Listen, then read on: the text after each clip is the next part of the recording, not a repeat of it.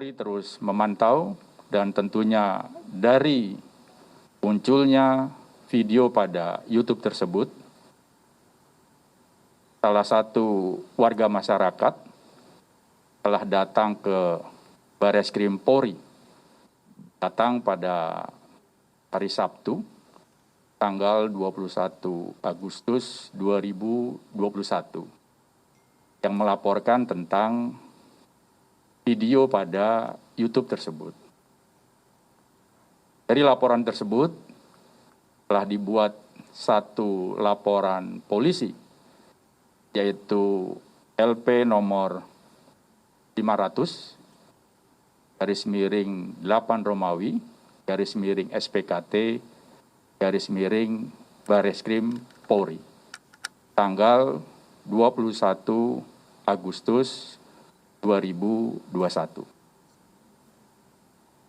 Dengan munculnya LP tersebut, tentunya penyidik Polri telah melakukan langkah-langkah mengambil tindakan-tindakan kepolisian dengan mengumpulkan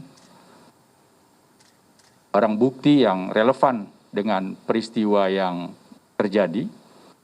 Tentunya nanti dari barang bukti ini penyidik akan membuat satu rekonstruksi hukum daripada peristiwa yang terjadi. Lalu sebetulnya pemirsa, sejak kapan MKC ini konsisten untuk membuat keresahan dengan konten YouTube-nya? Langsung saja saya ingin ke Mas Ismail Fahmi. Mas, kalau Anda lihat sejak kapan KC ini mulai aktif di YouTube untuk membuat konten seperti itu, dan apakah dia juga cukup aktif mungkin di platform media sosial lainnya dan konsisten juga kontennya seperti itu? Ya, kalau saya lihat itu sudah setahun yang lalu ya, tepatnya kira-kira bulan Juli tahun 2020, jadi selama pandemi COVID ini. Dan itu saya perhatikan selama 6 bulan itu view-nya nggak tinggi. Jadi lebih banyak yang diangkat adalah bagaimana dirinya sendiri, kemudian dengan agamanya dia sendiri ya, kemudian kaitannya dengan agama dia yang lama lah. Jadi mungkin nggak terlalu kontroversial, tidak terlalu menarik. Kemudian saya perhatikan mulai ada peak kenaikan view itu kira-kira 6 bulan yang lalu. Pada saat itu saya lihat sudah mulai itu di background videonya itu ada tulisan Arab ya, mungkin dari hadis atau mungkin dari Al-Quran. Dan dari situ kayaknya mulai muncul semacam kontroversi ya, view-nya makin tinggi, menarik publik untuk kemudian memberikan komentar, melihat dan seterusnya. Nah, sejak saat itu saya perhatikan mulai konsisten, sering topik-topik yang diangkat adalah topik-topik yang mengangkat terkait dengan agama yang lain ya, dan modelnya cara dia itu melalui sebetulnya lewat Zoom ya, lewat diskusi ngobrol, kemudian di streaming. Dan saya perhatikan sebenarnya 3 bulan lalu sudah mulai banyak juga ya, view puluhan ribu view meningkat pesat, dan tadi malam saya juga ikuti itu live streamingnya dan itu sangat ramai. Jadi dukungan besar ya, saya lihat dukungan besar tapi hanya di kanal dia saja, dari kalangan dia saja.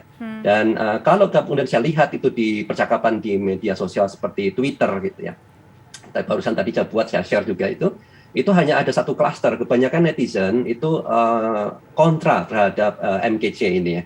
Baik itu dari kalangan NU, Muhammadiyah, dari sebagian parpol Islam, kemudian juga netizen-netizen yang selama ini kritis sama pemerintah gitu.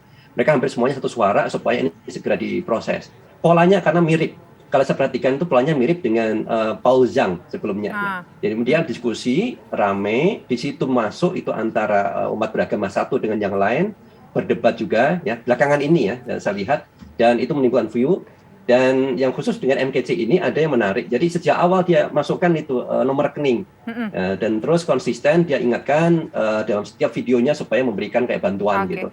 Jadi kemungkinan salah satu motifnya mungkin ya mungkin ada faktor ekonomi juga saya kira. Oke, jadi motifnya kemungkinan faktor ekonomi, ingin meraup untung, ingin meraup cuan dengan membuat konten yang meresahkan seperti itu, begitu ya Mas Ismail Fahmi. Lantas sebetulnya siapa MKC ini? Apakah bisa kedetek di situ apa backgroundnya dia, apa aktivitas sehari-harinya dia? Tapi nanti dijawab ya Mas ya, usai kumandang azan maghrib untuk wilayah DKI Jakarta dan sekitarnya berikut ini pemirsa.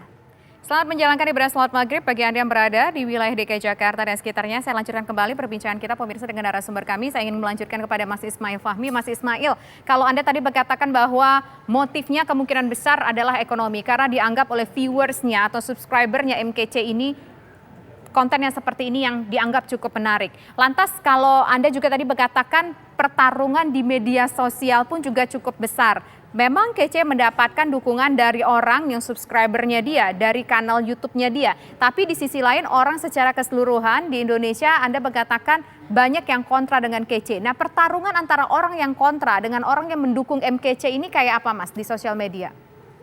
Ya, jadi kalau di Twitter ya, saya gambarkan seperti gambar di belakang saya ini sebetulnya. Jadi hanya ada satu klaster besar. Itu kebanyakan itu kontra terhadap MKC, protes seperti yang tadi disampaikan kan dari MUI, dari Kementerian Agama, dari Muhammadiyah, dari NU, dan banyak sekali netizen. Jadi satu suara mereka. Ada juga suara yang lain sangat minor gitu, tapi mereka cenderungnya begini. Oke, silahkan ditangkap MKC ya, karena mungkin dia juga melakukan penghinaan ya kepada agama lain. Tetapi kan dari agama itu juga ada ya. Juga ada ustadz yang melakukan yang mirip gitu, dan dia juga menyampaikan hal yang negatif tentang agama yang lain, ditangkap juga dong gitu. Jadi ada paling yang counternya dari kalangan mereka yang agak berbeda dari mainstream publik yang menolak adalah seperti itu. Dia menuntut seperti adanya keadilan lah gitu. Dan ini rata-rata di media sosial kayak di Twitter ya, di luar Facebook. Ya, di YouTube. Dan kalau di kanal YouTube memang karakternya begitu, Mbak. Kita bisa membuat satu kelompok orang yang benar-benar terkumpul hanya kayak echo chamber, benar-benar echo chamber. Dia akan memberikan komentar, memberikan dukungan hanya di kanal kita. Ya. Dan di situ saya lihat antara mereka yang pro dan kontra, baru itu mulai seimbang tuh. Karena pendukung MKC juga banyak di kanalnya dia sendiri yang bisa menyuarakan ya, mungkin suara hatinya juga gitu. Tapi mereka nggak berani untuk menyampaikan secara terbuka misalnya kayak di Twitter ya, karena kelihatan banget tuh kan pertempurannya itu. Jadi saya kira seperti itu yang saya lihat pro kontranya. Oke, nah sekarang saya ingin dengar suara dari Ustadz Dasar Latif begini. Sebelum menuju ke soal apakah kira-kira bagaimana tanggapan Ustadz soal bahwa ada pertempuran di situ, kalau kita lihat adalah pertempuran antar umat beragama ujung-ujungnya di sosial media. Nah, sebelum kita menjawab ke hal itu, tapi di sini juga kita saya mencatat ada yang disampaikan MKC bahwa kitab kuning yang diajarkan di pesantren menyesatkan dan menimbulkan paham radikal. Kemudian KC juga menyebut Islam dan Nabi Muhammad tidaklah benar dan harus ditinggalkan. Kemudian ini disampaikan secara masif, ditonton oleh jutaan orang, menimbulkan kemarahan meskipun menurut tadi Mas Ismail ada yang mendukung dia, tapi ini kan diajarkan kepada orang lain. Bagaimana kemudian Ustadz sendiri ingin memberikan katakanlah pandangan kepada masyarakat Indonesia secara keseluruhan mengenai statement-statement yang disampaikan KC ini supaya tidak terjadi pecah belah bangsa yang beragam di Indonesia ini, Ustadz? Salah satu syarat berdirinya sebuah negara itu adalah adanya peraturan. Peraturan ini kemudian di Indonesia diturunkan, ada kita punya namanya Pancasila. Sila pertama ketuhanan yang Maha Esa. Ini operasionalnya, penjabarannya dibuatlah pasal-pasal yang melindungi hak-hak beragama setiap umat beragama. Negara mengakui seperti Nasrani, Islam. Itu dilindungi oleh negara. Jadi jika ada orang per orang yang melakukan penistaan terhadap agama, maka negara wajib menindak orang tersebut. Ini adalah penjahat keagamaan dan berpotensi merusak agama, merusak kerukunan kita, merusak bangsa kita. Karenanya tidak ada pilihan, kita harus melakukan. Nah, sekarang berkaitan dengan apa yang harus kita lakukan. Tentu menyikapinya, kalau orang yang paham agama, orang-orang yang cendekia, ini dianggapnya ya dia bisa pahami dan berharap polisi segera menindaknya. Tapi yang kita khawatirkan, anak-anak muda yang lagi girah agamanya muncul, lagi kecintaan terhadap nabinya lagi muncul, lalu dia dapati orang-orang yang menghina seperti ini. Kita khawatir ribut di medsos berawal dari medsos, kemudian dia cari lokasi rumahnya, dia cari lokasi tempatnya, lalu bisa menimbulkan kerusuhan.